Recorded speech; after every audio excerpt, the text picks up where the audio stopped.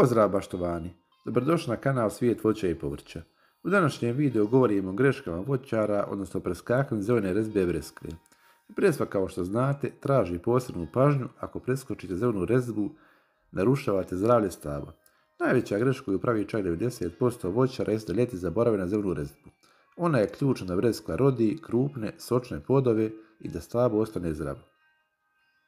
U ovom videu ću vam pokazati šta tačno treba da radite, šta znači zelena rezba, kada se radi, kako da izbjegnete greške koje uništavaju rod. Ako pratite do kraja, vidite na praktičnim primjerima korak po korak. Odmah moram reći da zelena rezidba je dosta manje agresivna od zimske rezidbe, tako da samo moramo raditi neke korektivne stvari. Prva stvar koju radimo kod svih ovih vrsta je inspekcijski nadzor biljke i rezanje suhih i oštenih grana. Pregledamo stablo, pregledamo da li ima suhih i oštenih grana i ako ima, otkinemo ih. Sljedeća stvar koju radimo je kidanje unutrašnjih grana.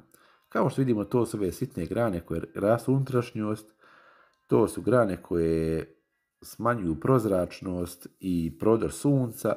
Ako unutrašnje grane ostanu guste, plodovi budu sitni, a boje se ovako razvijaju. Nama je također jako bitno da krošnja bude prozračna i osunčana tako da sunce može proći.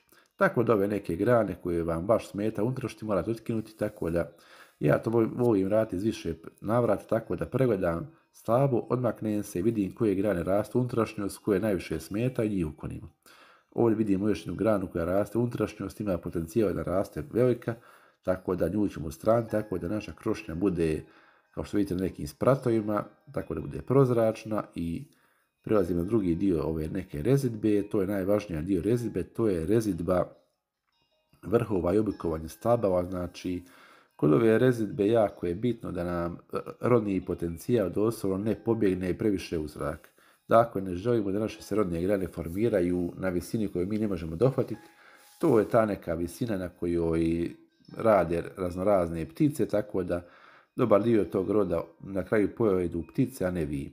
Tako jako je bitno da spriječite da biljka ode previše u zrak, bitno da ide u širinu, tako da pregledavamo i skraćujemo vrhove naše biljke. Time naravno kontrolišemo visinu stabla, dajemo mu pravilan oblik, plodovi dobivaju dovoljno svjetla, a nama je lakše da ih beremo kasnije. Tako bez problema, odmaknite se od biljke, pregledajte neke vrhove.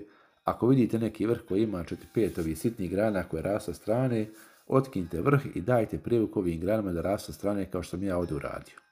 Na ovom je primjer to baš lijepo vidi, tako da u principu ako imate 6-7 ovih grana, otkinite 5, a 2 ostavite, tako da sami na vašem primjeru možete vidjeti šta to znači. Dragi prijatelji, to su ta, možemo nazvati, 3 jednostavna poteza, prave ogromnu razliku vašu breskvu. Prvo, uklonimo suhe i bolesne grane, drugo, očistimo unutrašnjost krošnje i treće, oblikujemo stablo, rezamo vrhove. Ako vam se ovaj video svidio, bacite neki share, like i subscribe, upalite zvonce i vidimo u sljedećem videu.